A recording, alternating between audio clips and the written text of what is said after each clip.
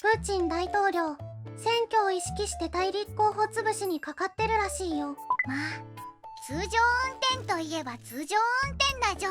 ロシア国民はいつまでこんなやり方を許すんだろうね。こんな政権も長く続くと、プーチン大統領が消えたとしてもそれに倣う後継者が出てきて同じことの繰り返しになりそうだし、こんな大統領には敵も多いはずなのに、どうして彼はされたりしないのか不思議だじょ。プーチン大統領の未遂については過去にいくつかあったと言われてるよ。情報の真偽や詳細の確認は難しいけどね。プーチン大統領が狙われたことがあったんだ。でも彼が今もピンピンしてるということは失敗したってことか。過去にどんなプーチン事件があったのかめちゃくちゃ興味あるじょ。じゃあ過去にあったプーチン大統領の計画について話していくよ。つるっとチャンネルが始まるじょ。まず2002年、カタールの首都ドーハで未遂事件があったらしいよ。でもこの情報はあまり広まっていなかったみたい。だからもちろん詳細や確実性については不明だよ。プーチン大統領の計画は話題になっただけでも大きなことだじょ。あとは2012年、ロシアでの大統領選挙直後に案される計画があったみたい。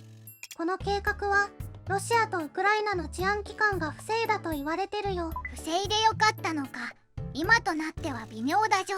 そして2017年にも計画があったんだけど、それもウクライナの治安機関が摘発したみたいだよ。ここでも計画を止めちゃったのか。その時に戻れたら違う選択をしてほしいじょ。この時の報告によると、計画はチェチェン出身の男性によって進められていたらしいよ。プーチン大統領の子分カディロフがいるチェチェンだじょ。チェチェンにそんな勇気ある人がいたんだね。こうして何度か計画があったようだけど、共通しているのは具体的な証拠や詳細が公開されていないことなんだよね。そうか。じゃあ今聞いた未遂の真偽は確認できないってことか。でも不都合なことは徹底的に隠すだろうし、本当は証拠があるのかもしれないじょ。ただでさえ高位の政治家、特に国家元首の計画や未遂事件は徹底的に秘密にされて情報が制限されることが一般的だよ。本当であってほしいという希望も手伝って不確かな話が広まることもあるよね。プーチン大統領の計画は不確かかもしれないけど、ロシアでは実際に消されている人がたくさんいるじょ。そうそう。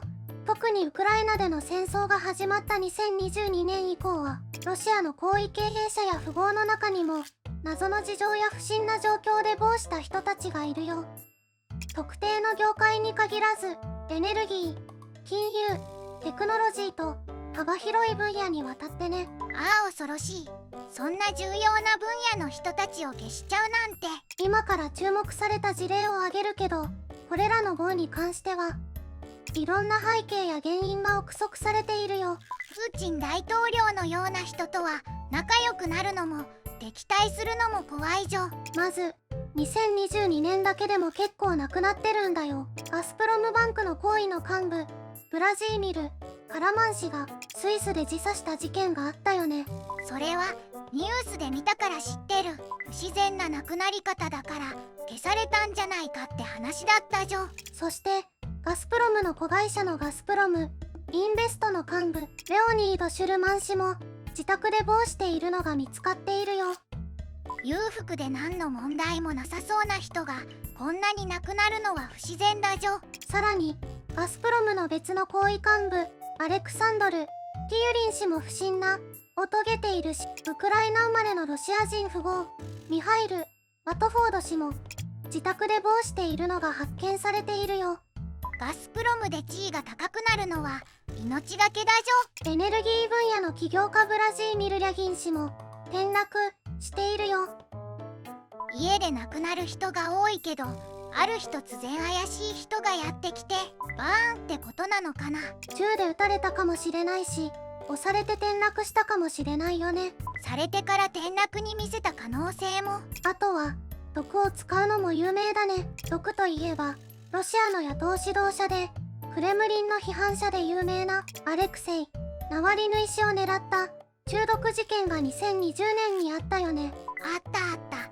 彼は生き延びだけど、その後ロシアで逮捕されて今は服役中だじょ。命まで狙われたのに彼は恐ろしい国に帰ったから驚きだよ。このナワリヌイ氏のケースは謎のには該当しないけど、ロシアでプーチンに逆らうと危険っていうことを示す事例だよね。ロシアでは政治家がプーチン政権に反発できないのはもちろん、各業界のトップも反プーチンは許されない。